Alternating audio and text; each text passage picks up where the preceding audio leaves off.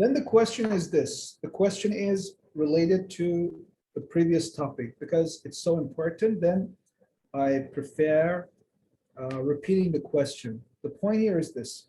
What are the main educational and managerial factors that we mentioned on a previous tafsir session? And some of them have been mentioned, and inshallah, one factor which has remained, we will just continue on this session. I want one of you, however, we started the class as a warm-up, with a warm-up question, and with a warm-up note that our sister actually mentioned here, but I'd like you to write something about the previous session. What are the main factors for managing and educating one community, one family, any person that is under you and is controlled by you, okay? Whether he's a clerk, staff, or a family member. What were the two factors that we said previous session? MashaAllah, thank you. The manager should be using general mercy. Only this one? Only this one?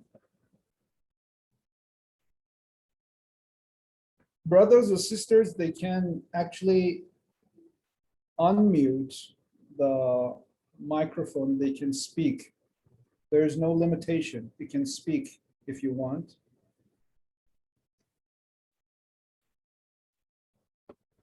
Just raise your hands so you can speak if it is possible, so we can have a more interactive class.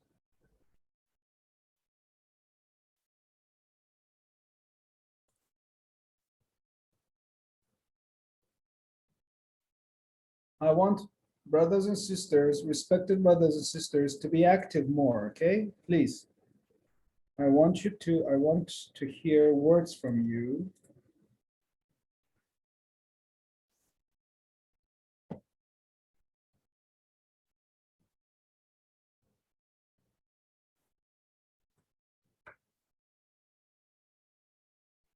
Nobody? Shall we continue?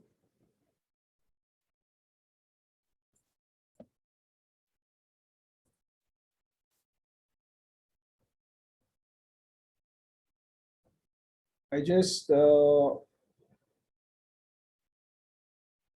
activated the option that is related to our brothers, the members and sisters, to unmute themselves. Okay, it's possible for you. If you want to speak, the microphone is yours. You can just have yourself talk and have a description about the previous session's topic and the text that we had, or the content that we had.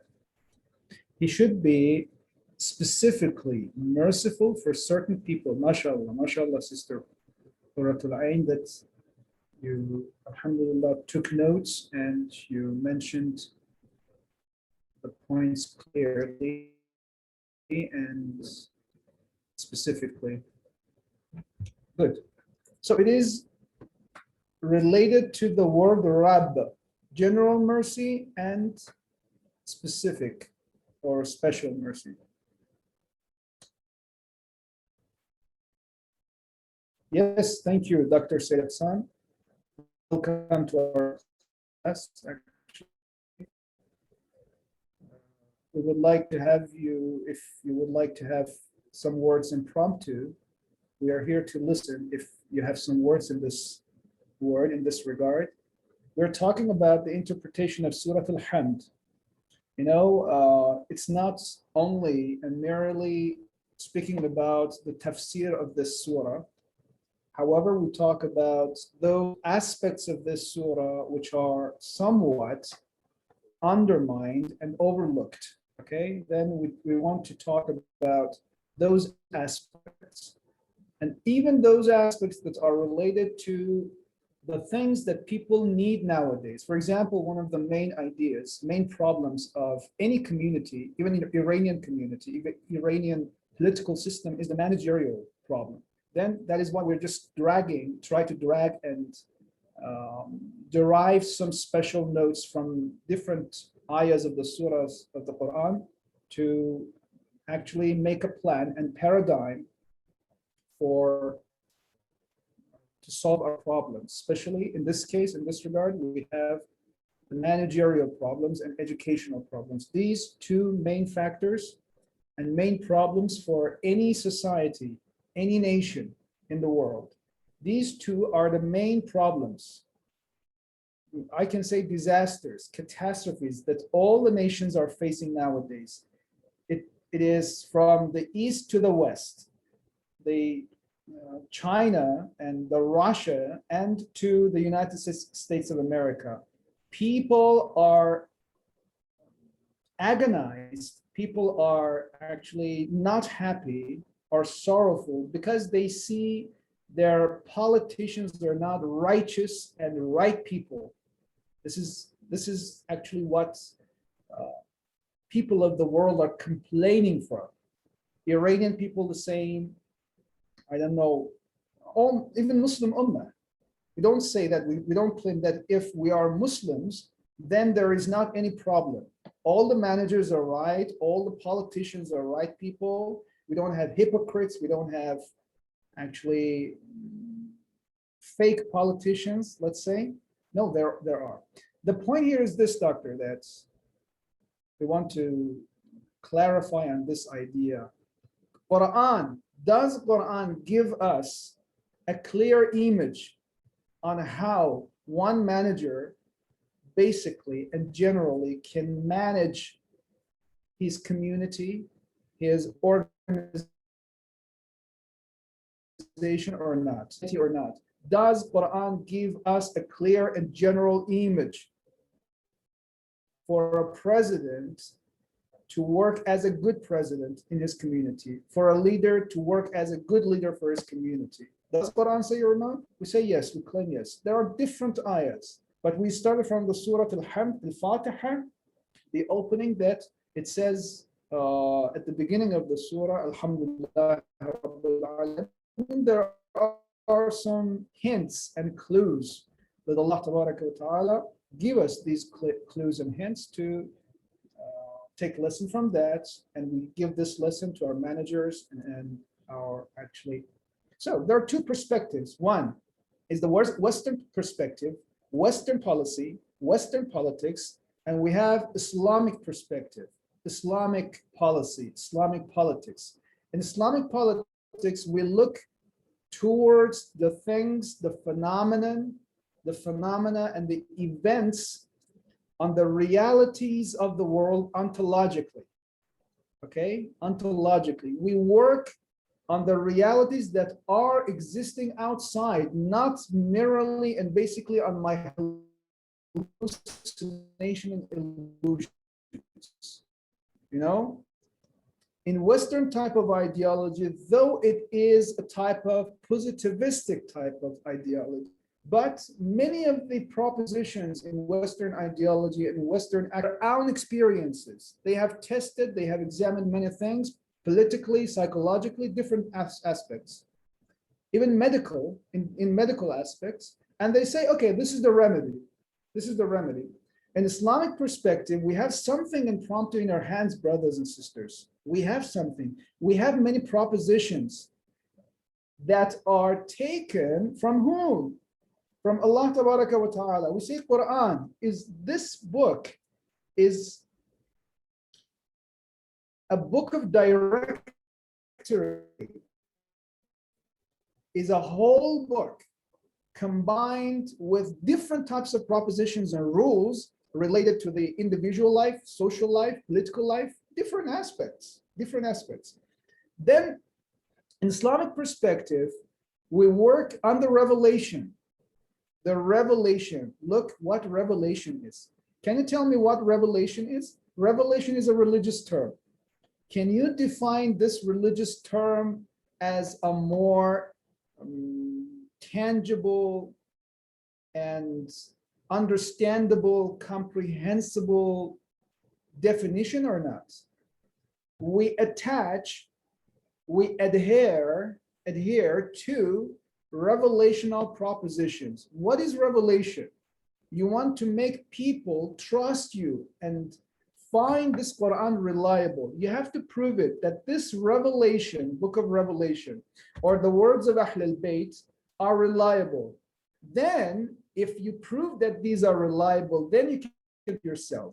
You say, for example, me as a scholar, you as a follower of religion, you have these in your hands and you correctly interpret the verses of the Quran. Interpret correctly the ahadith and the, let's say, traditions of the debate, and also with the help and the assistance of rational arguments. We don't say only Quran and Hadith. No, no, no. Quran, Hadith, and also rational arguments. Rationality is so important too. Intellectuality. Because many religious people, many religious scholars forget about the rationality. Rational arguments work a lot too. These three factors. So Quran, Hadith, both with the rationality, okay, improves your knowledge and causes a reliability of the others towards you, okay? So tell me, what is revelation? What is revelation? This question, and we continue to our main topic, which is related to the third factor for proving that there is a special factor in Surah Al-Hamd, Fatihat al-Kitab, about managing one community and one society as a president, as a father or mother, as a teacher or a school principal. Sister Zarina says, educate them according to their level of understandings by words and actions. Okay. Educate them according to their level of understandings. Sorry, this question was related, this answer was related to which question? If you just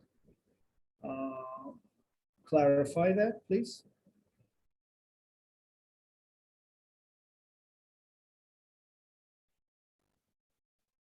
I once again ask brothers and sisters, feel free to ask your questions, your suggestions, and your ideas.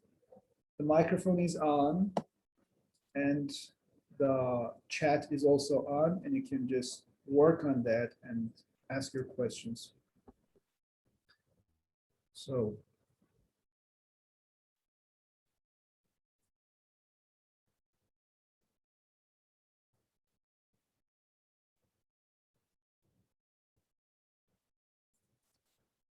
I'm here, and I am here to hear. An act of revealing or communicating divine truth. Yes. An act of revealing or communicating divine truth. Okay, very good. On previous lesson, okay, it was related, our sister actually, Zarina said, Alina, revolution, change in thinking. Very nice. Revelation, not revolution, revelation, okay? Revolution is different from revelation. Revelation is something in which we can see the logic behind every sentence. Very nice. So I want to prove it, you know, I want to prove it. I want to say that this book, look at here. This book has come from a source that is the most knowledgeable about the universe. That's all. This book has come from a source, as revealed by a source, by a person who is the most knowledgeable, omniscient, okay, the most knowledgeable. And he is the one who has created the world.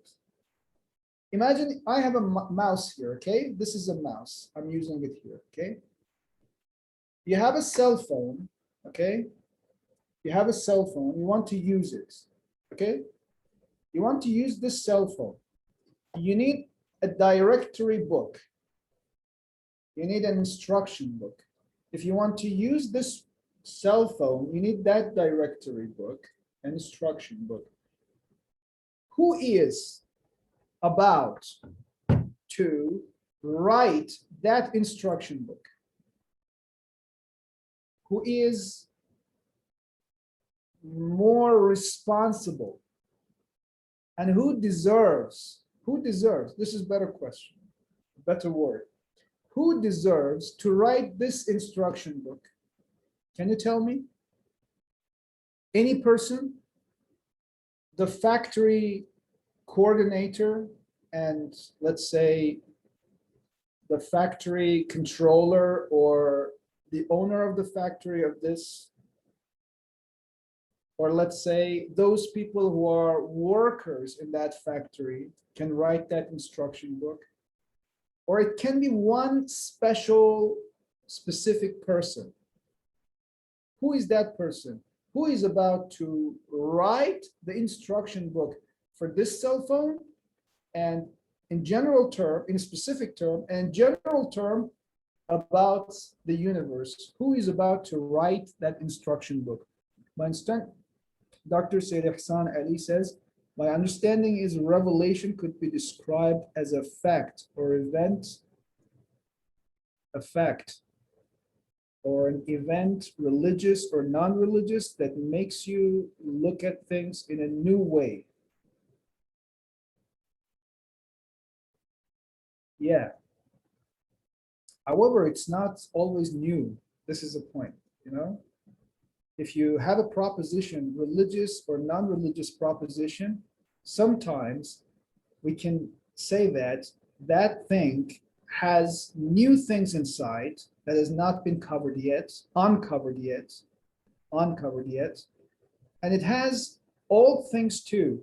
For example, in Surah Hamd, okay, we have different tafasir, that there are commonalities and similarities between all tafasir. The very first ayah of Surah Hamd, Alhamdulillah Rabbil Alameen. For example, about the word Hamd, all the mufassirin and interpreters have said that الثناء على جميل الاختياري فعل الجميل الاختياري. You praise Hamd is you praise somebody for something he has done with his free will, and his job is his relic is beautiful. ثناء على جميل الاختياري. If somebody has not done something freely with his free will, you don't praise him, because he has done that thing with actually force, maybe with obligation. Then that is not about to be praised. So all the mufassirin say this. However, we can find new things too. You're right. These new things are, let's say, hidden in the revelation, and we have to uncover them. We have to excavate. We scholars, all of you who can contemplate on the verses of the Quran, we are here to excavate pearls and treasures which are hidden in the verses of the Quran and in the ahadith of the Ahlul Bayt alayhim salam. That is why Amir al-Mu'minin says, Al-Quran huwa fi kulli zamanin jadid. In all the times, Quran is new. It never becomes obsolete and old-fashioned. No, Quran is all the time. But this actually, brother Sayyid Hassan Ali, this definition that you say about the revelation is not actually a complete one, because what you say about the new aspects of revelation that exist in revelation is one of the characteristics of revelation, not what necessitates the revelation, because revelation can have new things and old things too. Okay, that's right. So what is about our topic is this. I want to prove that this Quran is a revelation. And by revelation, I mean this, that this is connected if you want to make people trust you and find reliability to your words, to this Quran, you must prove that this book is a book of revelation. And by revelation, we mean that it is connected to an infallible source. This is the point I wanted to mention. It is connected, it is from, it is initiated, it is sourced, it is originated in an infallible source. And what infallible means?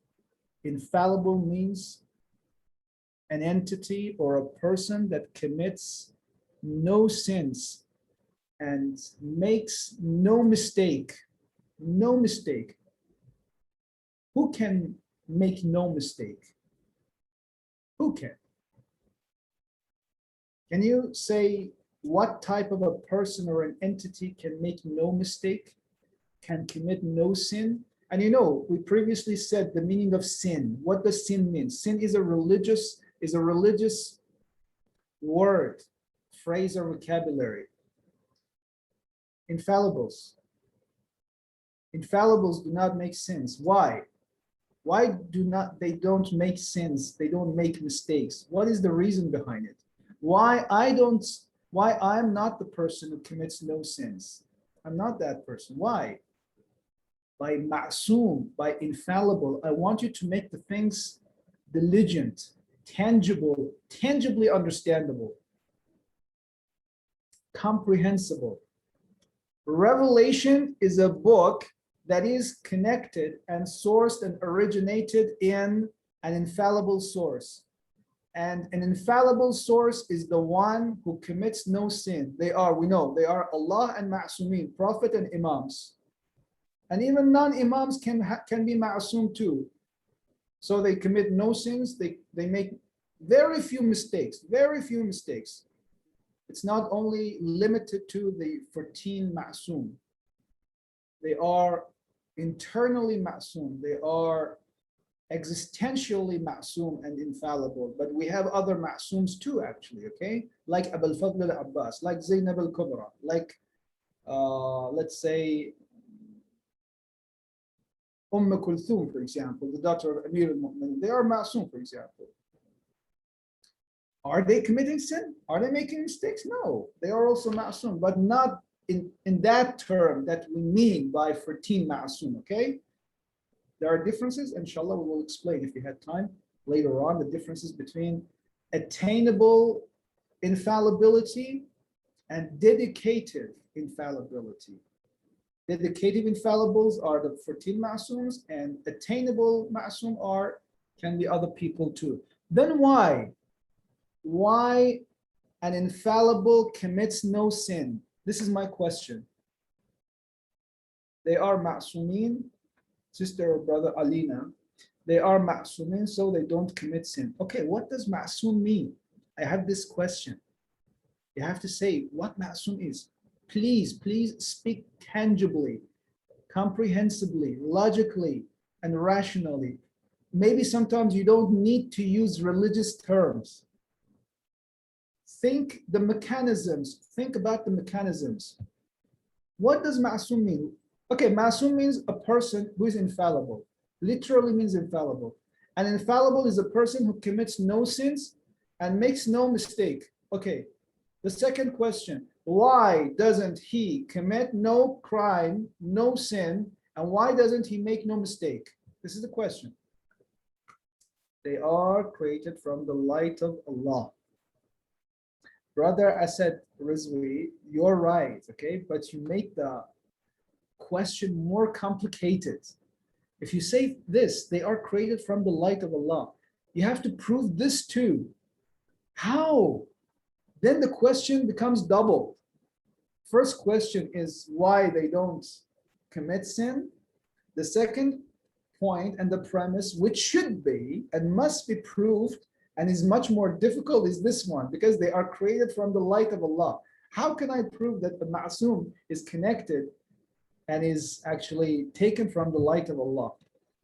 They devoted, Sayyid Ali Raza, their life in way of Allah and had no wish of personal interest in this world except Allah's raza and His satisfaction. Okay, Sister Zarina, Quran is the best revelation, okay, as it is teaching the world way of life, daily lifestyle, not only related to religion. Okay, but this is not related to my question. In Surah of Ahzab, verse 33, Sister Hajda, ayat tathir. Okay, all of you are responding to me through religious terms, religious idea. I don't know you understand me or not. I mean, please speak with rationality, tangible words that is understandable for all people. Muslim, وَجَادِلْهُمْ بِالَّتِي هِيَ أَحْسَنُ, Quran says. Jidal and argumentation, or have a type of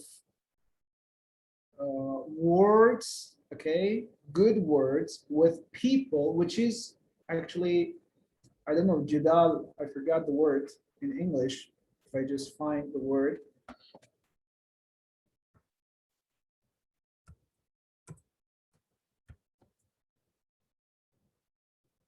Yeah, controversy.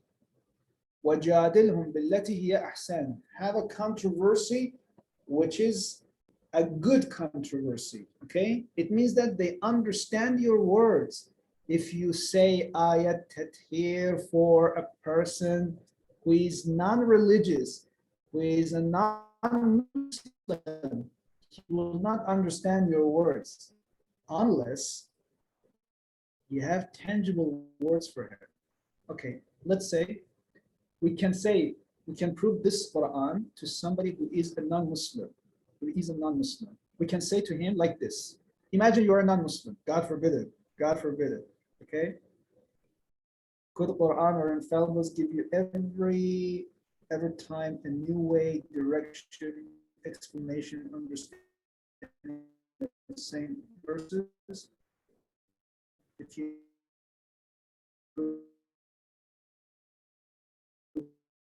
your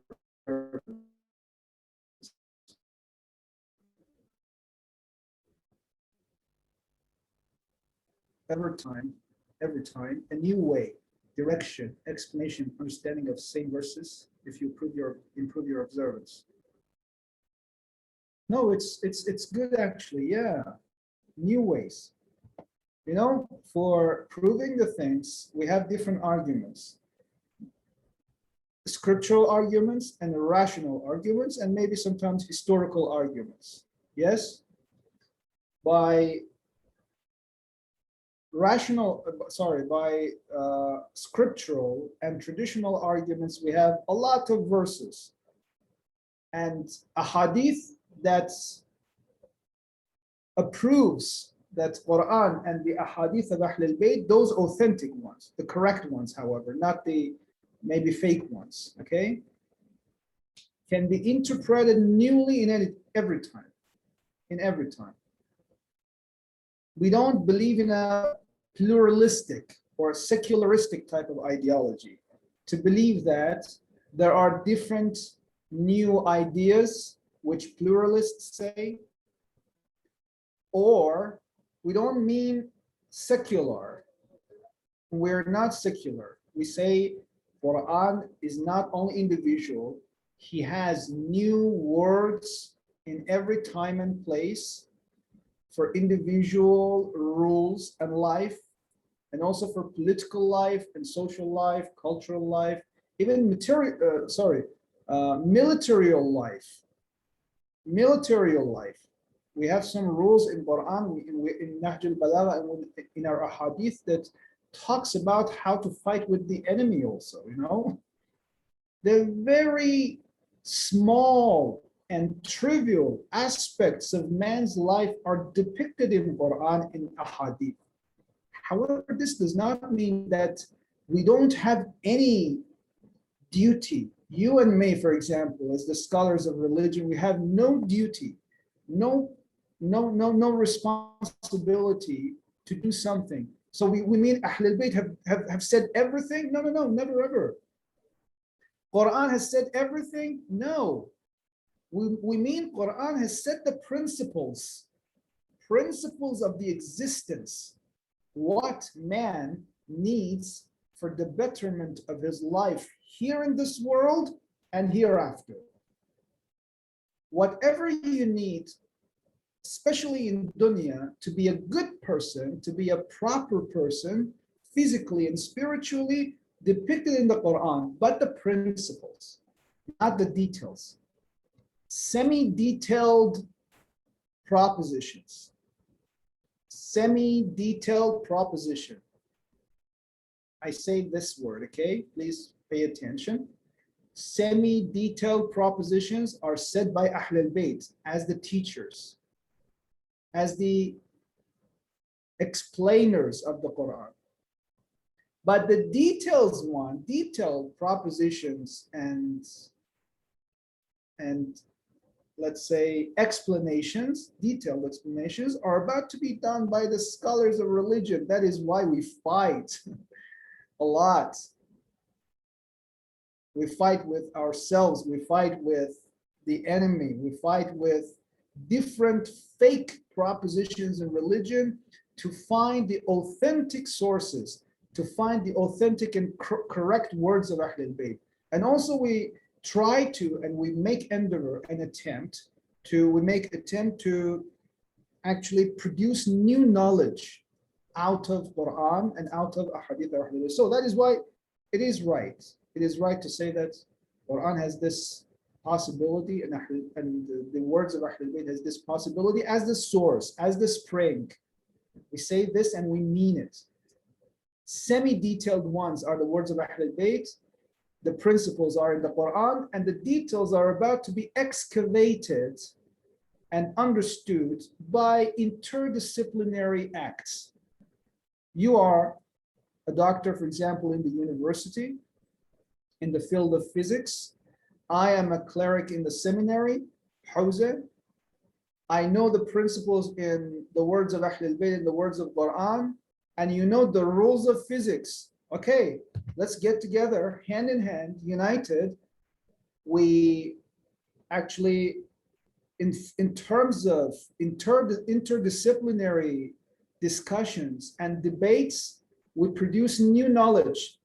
You know, there is a clash. If there is a clash, there is new thing prepared here and given birth. When there are two layers of stones, two layers of earth get connected to each other and they clash to each other, the mountain arises. The mountain arises.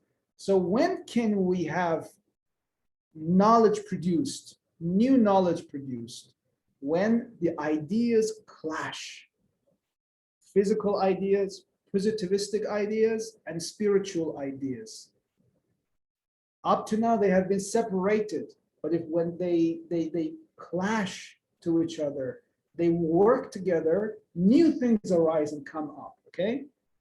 Quran is like this. So the question is this, we don't forget our main topic, our main question. Why a ma'asum, who is Allah? He is a ma'asum. Ma'asum means commits no sins, commits no crime, he himself, or imam or prophet. Why doesn't he commit no sin or make no mistake? Why? The point here is this. Because he's knowledgeable. Because he's knowledgeable. Because he knows about the rules. When you know the rules, how this cell phone works, okay, then you're going to use it correctly. You don't, if you just press this button, you know, this is the knowledge. You know, this is the power button. This is the volume button, for example, here. And you know, this is the camera. How this camera works, you know, you have to press this button. You open it and you enter the PIN code, for example, and you enter your cell phone. You press this camera button here, okay? And this is the camera. Then you can take a picture from yourself like this. Okay? So it happens. It happens. Through this, you can take a picture. If you don't have the knowledge, you cannot do it.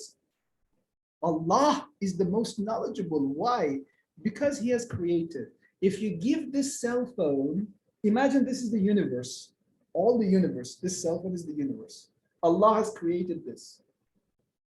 If you give this cell phone in the hands of Allah, He knows how to work with this cell phone in terms of software and in terms of hardware. He knows how to disassemble this cell phone, disassemble completely. Even the very delicate and subtle parts of this cell phone, the motherboard, the CPU, the different parts of that. And he can assemble it again, disassemble and assemble. And he knows how to work with the software because he has created this tool, this vehicle. Allah is the creator of this world. He knows. Because He knows. The third question, why Allah knows? Why Allah knows? Tell me, why Allah knows all about the creation? Because He is the, tell me one word. Why Allah knows about the creation? Because He is the, you write it, I'm waiting here. Creator, thank you. MashaAllah, He's the creator. Nobody is much more deserving than Allah to know about the universe. Okay, then proved. Then Allah is the creator and He knows. And because He is compassionate, general merciful, we said, general merciful, because He is generally merciful, He gives this knowledge to people. He must give this knowledge to people. Oh, people, this world is like this. You are, as a man, like this. You have a system in your body, in your spirit. I have created you such and such, like this and like that. These are the rules of your physical body and spiritual body, and let's say the physical world and spiritual world. And the world works like this. He gives us this knowledge through mediums. Those mediums are Imams, are the prophets, because there's no direct link between me and God. There is no direct link. Okay, God, tell me, God, where are you? Show me the right path. Show me the rules of this universe. Allah will never speak to you because Allah has already spoken to prophets and Imams. And there must be compatibility. I am not that much compatible to the higher world. There is no sinkhiyah. Very small sinkhiyah and compatibility exists here. Very small sinkhiyah. Imagine, for example, you have the brain, okay? Sisters, brothers, you have the brain. This very place around you is filled with signals, radio signals, television signals, Wi-Fi signals, I don't know, cell phone related signals related to the cell phone. Okay, but can you receive it? Can you? No, it's not possible. There must be a radio as a medium. This radio receives these signals, come to this radio, and they are transferred to my ears and to my brain. There must be a cell phone to receive these signals, though those signals exist here. And these signals are received by this cell phone, and they are transferred to tangible words to my ears and to my eyes, for example, digital signals, okay? This is the same about the world. World is filled with spiritual signals, divinely signals. Who is about to receive these signals? If I can, okay, receive it. I cannot. A person who has the highest compatibility to the signals of revelation, that person can receive these signals. Who is that? That is Prophet and Imam. Prophet and Imam is the most, why he can receive these signals? Because his mind is so powerful, strong. His spirit likewise. He has the highest clairvoyance and clairaudience. His heart is so pure that works like a glass. Everything passes through that. A very clean type of a glass. Every signal passes through the heart of the Imam, the heart of the Prophet is depicted into his heart, and he can receive it. For example, you have a signal right now in your mind. Your signals are transferred to me through the pictures. My signals are transferred through the sounds, and the vibration of the vocal cords comes here, and from here to the microphone, and from the microphone to your ears, to your speakers, and you can hear my words. There are different mediums here. But Imam can stay here. You can imagine such a person who has a powerful telepathic faculty and power. He stays here and sits, okay? Without talking and without listening, he can read your minds. He can read your minds. Why? Because you are now transferring signals to me, even without speaking. Imagine like now, for example, I become silent, I close my eyes. I'm thinking right now. Can you read my mind? What is in my mind? This thought has reflections, has signals, has spectrums. My words have signals. The same way my mind has signals and spectrums. Somebody who has a special power can receive these signals, and that is the power of Imam. All the entities in the world have signals, have reflections. All the entities, even this book. This is proved in physics actually. In positivistic actually science, it is proved. Everything in the world has signals. Imam can receive the signals because his heart is so pure, is so clean to receive these signals. The way it is, not the fake ideology. Fake ideology is emotions. Some people say, I think he's a right person. I think. How do you say I think? That's just, it can be illusion, it can be fake or right. It can be wrong or right. But there must be a criterion for knowing how the right person is, how the wrong person is, what the right or wrong person are. Okay? Let's go to our main topic. Then Quran is the book of Revelation, and revelation means connection to an infallible source. And by infallible, we mean a source that commits no sin and no mistake. Why he doesn't commit no sin or no mistake? Because he is the most knowledgeable. And why he is the most knowledgeable? Because he has created the world. He has created everything. And nobody is more deserving than the Creator to give us the instruction for that thing, okay? Allah is the same. And Allah is not connecting to us directly through different mediums, 1, 2, 3, 4, 5, 6. Step by step, these signals are transferred to us from Allah to us, okay, through these mediums. And one medium is Prophet, one medium is Imam. Then we rationally proved the reliability of Quran and the Ahadith of Ma'asumin alayhim assalam. Thank you for listening, brothers and sisters. Jazakumullah khairah.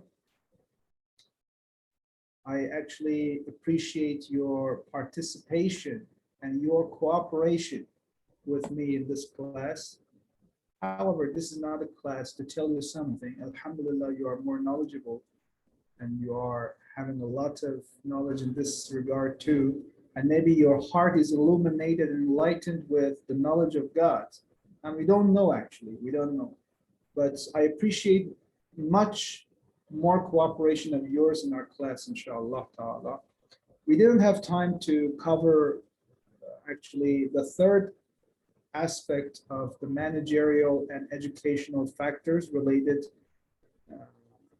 said and mentioned in the Holy Quran in Surah Al-Fatiha. Inshallah, next session, we will cover that aspect too. Inshallah, join us on the next Sunday. Together, we will discuss about that issue too. Thank you. May Allah bless you. And we appreciate our newcomers' participation and attendance. May Allah bless you. Thank you. If there is a question, I'm here. No question? No point? You didn't use the microphone, brothers and sisters. It's all yours. You're free to actually use it. If you have any points for our brothers and sisters to hear, we're here.